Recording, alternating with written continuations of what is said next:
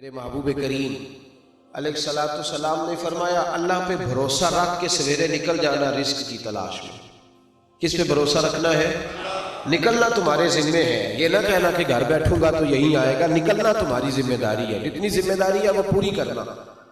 اللہ پہ بھروسہ کر کے نکل جانا تمہاری ذمہ داری ہے، رب کا ذمہ ہے تمہیں رزق دینا، وہ ضرور تمہیں رزق پہنچائے گا۔ یا رسول اللہ صلی اللہ علیہ وسلم کس طرح پہنچے گا؟ تو ذرا حضور کے لفظوں کا حسن بھی دیکھیے۔ نبی پاک صلی اللہ علیہ وسلم نے فرمایا جس طرح موت تمہیں ڈھونڈ لیتی ہے نا کہ تم کہاں موجود ہو، جب وقت آتا ہے تو انسان پاکستان میں ہو تب بھی آ جاتا ہے، جدہ میں ہو تب بھی آ جاتا ہے، مکہ میں ہو یا مدینہ طیبہ میں وقت پھر بھی آ جاتا ہے۔ فرمایا جس طرح موت تم جہاں بھی ہو تم تک پہنچ جاتی ہے نا، اس طرح تمہارا رزق بھی تم جہاں موجود ہوتے ہو اللہ وہاں پہنچا دیتا ہے، پہنچا دیتا ہے۔ تو یا رسول اللہ صلی اللہ علیہ وسلم کس انداز میں؟ تو فرمایا نکل جانا تمہاری ذمہ داری ہے۔ فرمایا سویرے پرندے بھی نکل جاتے ہیں اور شام کو جب لوٹتے ہیں تو اللہ انہیں پیٹ بھر کے روزی عطا فرماتا ہے، حالانکہ ان کو نہیں پتا ہوتا ہمارا کارخانہ کہاں ہے، ہم نے کہاں جا کے مزدوری کرنی ہے، ان کو نہیں پتا ہوتا کہ ہمارا دفتر کہاں ہے، ہم نے کس آفس میں بیٹھنا ہے، ان کو نہیں پتا ہوتا کہ ہم نے کہاں جا کے مال خریدنا ہے اور کہاں سے ہم نے پھر اس کو دوبارہ بیچنا ہے، انہیں خبر نہیں ہوتی۔ اللہ پہ بھروسہ کر کے نکل جاتے ہیں۔ نکلنا تو تیرے ذمہ ہے کہ نہیں؟ فرمایا وہ تو ڈیوٹی کر، شام کو اللہ جو رب پرندوں کو روزی دیتا ہے وہ تجھے بھی عطا فرمائے گا۔ ایک بات اپنے ذہن میں یاد رکھ لے، رٹ لے کہ جو میرے لیے بہتر تھا میرے رب نے مجھے دے دیا ہے، تو بات ختم ہو گئی۔ بس وصل اچھا ہے نہ فراق اچھا ہے، یار جس حال میں رکھے وہی حال اچھا ہے۔ بس جو میرے حق میں بہتر تھا میرے رب نے مجھے، مسئلہ یہ ہے کہ تو اس پہ راضی ہونے کو تیار نہیں۔ حضرت علی کرم اللہ تعالیٰ وجہ الکریم نے میرے نبی پاک کی ایک حدیث بیان کی ہے، اور جناب علی جب یہ حدیث بیان کیا کرتے تھے تو حضرت مجاہد فرماتے ہیں یوں لگتا تھا کہ جیسے حضرت علی ہمیں ہر پریشانی سے نکال رہے ہیں۔ مولا علی شیر خدا رضی اللہ تعالیٰ عنہ فرماتے ہیں کہ مجھے میرے نبی پاک صلی اللہ علیہ وسلم نے ایک طریقہ دیا تھا ٹینشن فری ہونے کا۔ آپ فرماتے ہیں مجھے تو بڑا راس آیا ہے، تم بھی اگر کر لو گے تو تمہیں بھی فائدہ دے گا۔ کہا وہ کیا؟ حضرت علی کہنے لگے محبوب علیہ السلام نے فرمایا تھا لوگوں تم اللہ کے دیے ہوئے تھوڑے رزق پہ راضی ہو جاؤ، وہ تمہاری تھوڑی عبادت سے تم سے راضی ہو جایا کرو۔ بس تم 2 نفل بھی پڑھو گے تو اللہ راضی ہو جائے گا، تم 1 رکوع بھی سویرے اٹھ کے پڑھو گے تو وہ راضی ہو جائے گا، وہ تمہارے 313 درود شریف سے راضی ہو جائے گا، تم اس کے دیے ہوئے تھوڑے رزق سے راضی ہو جائے۔ ٹینشن اس لیے ہوتی ہے کہ ہم راضی نہیں جو اس نے ہمیں دیا ہے۔ وہ حل من مزید کی جو دوڑ ہے نا، حل من مزید کی، بے قدرہ کچھ قدر نہ جاتی، کیتی خوب تسلی ہو، دنیا دار پجاری زر دے، کتیاں دے گل ٹلی ہو، بک بک روشن اکھیاں تکیو ویک حویلی کلی ہو، تے کوچ نصیر اساں جد کیتی پہ جانی تھر تھلی ہو۔ تو یاد رکھیں یہ جو ہے نا مصیبت کے مال آگ کو نہیں رہا وہ سامنے والا پلاٹ میرے گھر کے سامنے ہے گھر کے سامنے، پر رجسٹری میرے نام کیوں نہیں؟ یہ مصیبت سانس نہیں لینے دیتی۔ موٹر سائیکل کھڑی کرتا ہے نا جب آ کے دکان سے روٹی کھانے آتا ہے، دفتر سے گھر آتا ہے، کاروبار سے آتا ہے، تو جہاں موٹر سائیکل کھڑی کرتا ہے وہ ٹینشن بڑی ہے کہ کبھی میری ہو جائے نا یہ والی جگہ تو میں یہاں بھی بورڈ لگاؤں اپنے نام۔ اس نے مالی پریشانی پیدا کی۔ تو جس حال میں ہے، کیونکہ تو نے اپنا یہ حال خود نہیں بنایا، جس نے بنایا ہے وہ بڑا بہتر جانتا تھا کہ تو اسی حال میں اسے اچھا لگتا ہے۔ تو اسے اسی حال میں، ایک بزرگ تھے تو ان کی طبیعت بڑی علیل ہوگی، بیمار ہو گئے تو اللہ نے آزمائش کی تو کیڑے پڑ گئے وجود میں۔ ایک کیڑا یہاں سے کھا رہا تھا، اللہ والے بڑے راضی رہتے ہیں اس کی رضا میں، تو کیڑا یہاں کھا رہا تھا تو نیچے گر گیا، تو بابا جی نے اٹھا کے پھر وہاں رکھ لیا، کہنے لگے جب اس نے تیری ڈیوٹی مجھے کھانے کی لگائی ہے تو میں اس بات پہ راضی ہوں تو نیچے کیوں گرتا ہے؟ بس ٹھیک ہے کھا، جب اس نے تجھے ڈیوٹی جو تیری لگائی ہے۔ سالبہ بن عبد الرحمن ایک صحابی تھے، سالبہ غالباً نبی پاک صلی اللہ علیہ وسلم کی خدمت میں آئے، کہنے لگے یا رسول اللہ صلی اللہ علیہ وسلم غربت بڑی ہے، میرے لیے دعا کریں اللہ زیادہ مال دے۔ تو محبوب صلی اللہ علیہ وسلم نے فرمایا تو جس حال میں اچھا ہے وہ تیرے لیے بہتر ہے، جس میں تو ہے وہی حال تیرے لیے، فرمایا تو جس حال میں ہے نا وہ حال تیرے لیے بہتر ہے، اسی میں رہ۔ کہ نہیں حضور دعا کرے، فرمایا سال بعد تو بعد آ جا، حضور دعا کرے، فرمایا تو بعد آ جا، 2-3 دفعہ کہا، ضد کی، محبوب نے فرمایا جا پھر اللہ تجھے زیادہ پیسے دے گا۔ چند بکریاں خریدی، اتنی برکت ہوئی کہ بکریوں کے ریوڑ بن گئے، پھر کچھ بکریاں بیچ کے گائے خرید لی، ان کے بھی ریوڑ ہو، پھر کچھ اونٹنیاں لے لی، ریوڑ ہی ریوڑ۔ پہلے 5 وقت مسجد میں آتے تھے، اب فجر اور عشاء رہ گئی۔ پھر مال زیادہ ہوا تو مدینے شہر میں کوئی جگہ ہی نہیں، مدینے سے باہر حویلی خریدی، پھر جمعہ ہی رہ گئے، جمعے کے جمعے آتے۔ زکوٰۃ کا حکم آیا، میرے نبی کریم علیہ السلام نے حضرت ابو ہریرہ کو بھیجا، فرمایا جا اسے کہہ تیری زکوٰۃ بنتی ہے 2.5%۔ سالبہ کے پاس حضور نے پیغام بھیجا، پہلے تو کہا تیرے لیے بہتر نہیں مال، جب اصرار کیا تو بڑی برکت ہو گئی، بڑا آیا تو فرمایا زکوٰۃ دے، 2.5% زکوٰۃ ہے۔ جب سوچا کہ 5 اونٹوں پہ ایک بکری جائے گی اور بڑا سارا مجھے دینا پڑے گا، اب جب غور کیا تو یہ تو نہ کہا کہ میں نہیں دیتا۔ حضرت ابو ہریرہ سے کہنے لگے نبی کریم علیہ السلام کی خدمت میں عرض کرنا کہ میں خود آؤں گا۔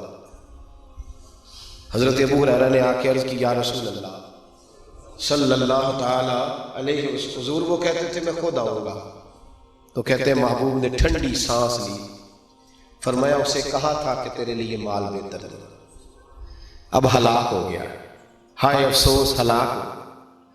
ان کو بھی تھوڑی دیر کے بعد احساس ہوا کہ یہ میں نے کیا کیا، نبی پاک کوئی کہہ دیا نہیں ہے، حضور کو کہہ دیا بعد میں آؤں گا۔ اب دوڑے آئے، عرض کی حضور میں سارا کچھ لے کے آئے ہوں، قبول کر لیں۔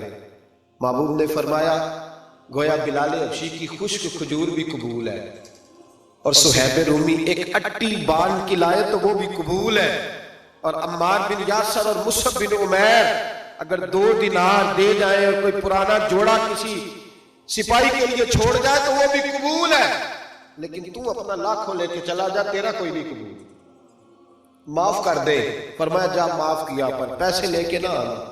اگلے سال پھر آئے، بندے ہوئے ہاتھ ہیں، محبوبہ میں دولت کا کیا کروں، آگ لگا لیے، قبول کر لے، فرمایا تو لے جا، تیرا نہیں قبول۔ گرا جوڑ کی نگاہ سے وہ سنبھل نہیں سکتا۔ حضور نے وصال ظاہری کیا تو جناب صدیق اکبر کے پاس آئے، لاکھوں کا مال، ابو بکر قبول کر لو، تو جناب صدیق اکبر کہنے لگے اس کا کر لو جس کا نبی نے نہیں کیا، چل جا کوئی نہیں چاہیے۔ حضرت عمر کے زمانے میں قحط پڑ گیا، بارشیں نہیں ہوتی، غلہ نہیں ملتا، حالات خراب ہے، مالی طور پہ بحران آ گیا، غربتیں، مجبوریاں، تکلیفیں، آ کے روئے، عمر میرا قبول کر لو، مجھے معافی تو مل گئی تھی نا۔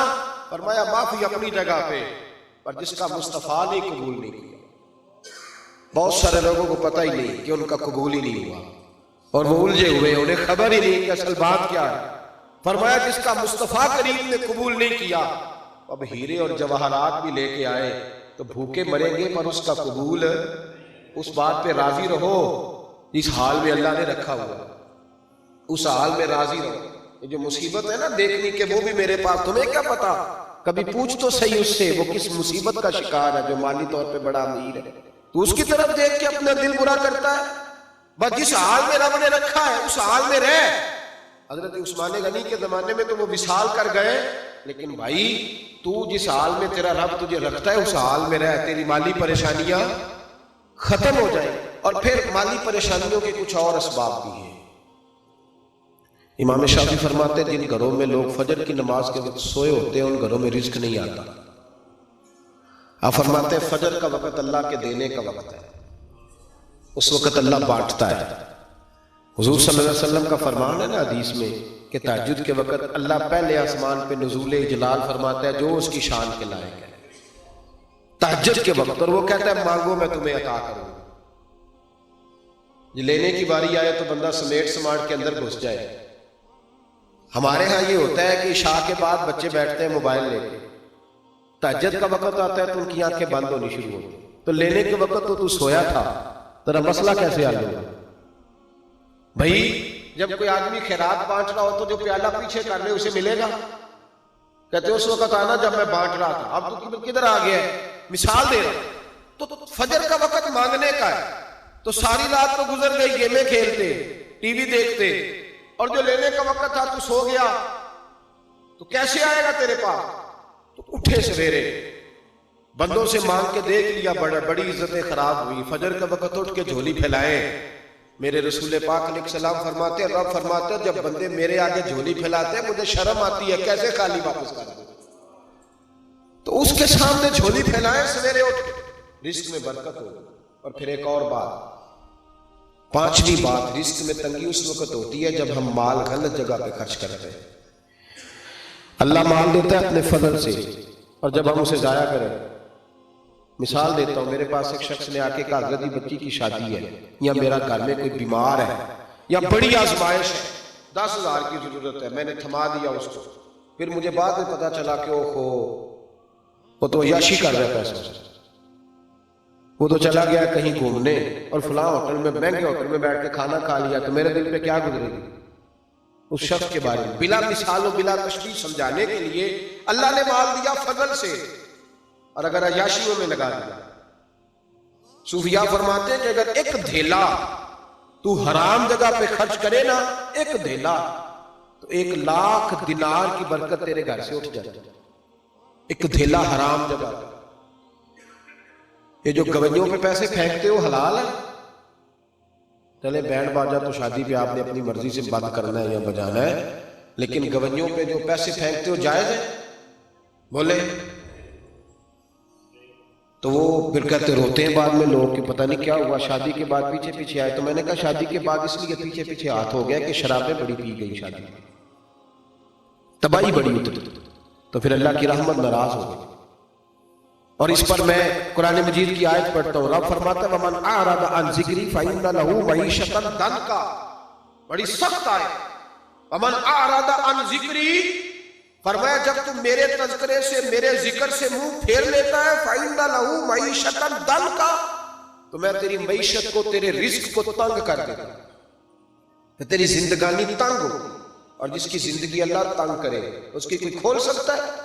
کہتا ہے بڑی جگہوں پہ گیا ہوں، بڑی پھوکیں مروائی، بڑے دم کرائے، حالات صحیح نہیں ہوتے، تو مسجد آ کے توبہ کر۔ وہ کہہ رہا ہے فَإِنَّ لَهُ مَعِيشَةً ضَنْكًا، اعلان ہے قرآن پاک کا کہ جب تو میرے ذکر سے منہ پھیرے گا، روٹی میری کھائے اور پیسے لے کے عیاشی کرے، مسجد آئی نہ۔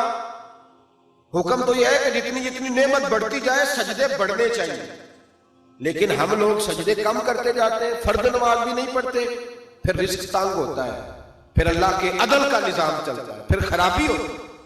اس لیے یاد رکھیں قرآن مجید نے حکم دے دیا کہ اگر چاہتے ہو کہ رزق میں برکت ہو تو پھر رزق دینے والے کے آگے جھک جاؤ، پھر رزق دینے والے کے آگے جھکو۔ تو مالی پریشانی کا بہت بڑا سبب یہ ہے کہ ہم مسجد کی طرف نہیں آتے، دین کی طرف نہیں آتے، پیسہ ناجائز جگہ پہ خرچ ہوتا ہے۔ غوث اعظم رضی اللہ تعالیٰ عنہ کی خدمت میں ایک شخص آیا، اس نے کہا حضور بڑی تجارت کرتا ہوں، کام نہیں چلتا۔ فرمانے لگے اب تو اللہ سے تجارت شروع کر دو۔ کیا مطلب؟ فرمانے لگے 10 کمائے تو ایک اللہ کے راستے میں دے، رب کریم اس کے بدلے میں تجھے 70 عطا فرمائے گا۔ اس نے کہا حضور اس طرح کروں؟ فرمایا تو یہ کر کے دیکھ، عبد القادر جیلانی وعدہ کرتا ہے اللہ تیری مدد کرے گا۔ غلام کہتے ہیں وہ 6 مہینے کے بعد آیا، پہلے جب آیا تھا تو پیدل آیا، 6 ماہ کے بعد آیا تو 6 اونٹ تھے اس کے پاس، اور آ کے حاضر ہوا تو کہنے لگا حضور زندگی پتہ نہیں کہاں گزار دی، کاروبار کا تو مزہ ہی اب آیا ہے، اب مزہ آیا ہے کاروبار کرنے کا، اب مزہ آیا ہے۔ کہا 10 میں سے 1 دیتا ہوں، پتہ نہیں کتنا مہربان ہے۔ اور یہ آیت ہے وَيَرْزُقْهُ مِنْ حَيْثُ لَا يَحْتَسِبُ، تجھے وہاں سے دے گا کہ تیرا کبھی گمان بھی نہیں گیا ہوگا۔ روحانی معاملات کو بھی ضرور شامل حال رکھے، اور مال مانگے اس سے جو بے حساب دیتا ہے، دنیا داروں سے نہیں مانگے، اس سے مانگیں جو دیتا ہے تو پھر بے حساب ہی دیتا ہے۔ دعا کرتا ہوں اللہ ہر گھر میں برکت پیدا کر دے، ہر گھر میں فضل کر دے۔ آخر دعوانا ان الحمدللہ۔